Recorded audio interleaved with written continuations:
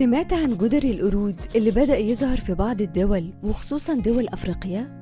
الناس كلها قلقانة منه ومنظمات الصحة العالمية بتستعد لمواجهته. تعال أقولك إيه هو وتعمل إيه عشان تحمي نفسك وعيلتك. أولاً، إيه هو جدر القرود؟ جدر القرود هو فيروس بينتمي لفصيلة أرثروبوكس بيسبب أعراض شبه الإنفلونزا زي الحمى والإجهاد العام وتكسير الجسم. أعراضه طفح جلدي وبقعة مصحوبة بجروح غالباً ما تبدأ في الوجه وتنتشر لباقي أجزاء الجسم.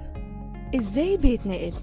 عن طريق التعرض لرذاذ نفس المصاب أو لمس السائل الموجود في القرح الجلدية أو استخدام ملابس وفوط المصاب، وأيضاً بعض الحيوانات مثل القوارض. وفترة حضانته قد إيه؟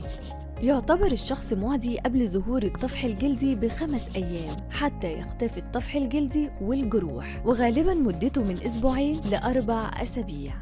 علاجه بيكون العزل للمصاب وخافضات للحرارة وبعض المسكنات وكريمات، ومهم جداً شرب الكثير من السوائل وفيتامين D3 والزنك وفيتامين C.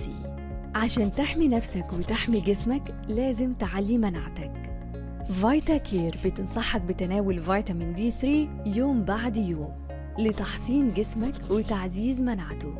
خلي جسمك جاهز لصد أي هجوم من أي نوع بكتيريا أو فيروسات.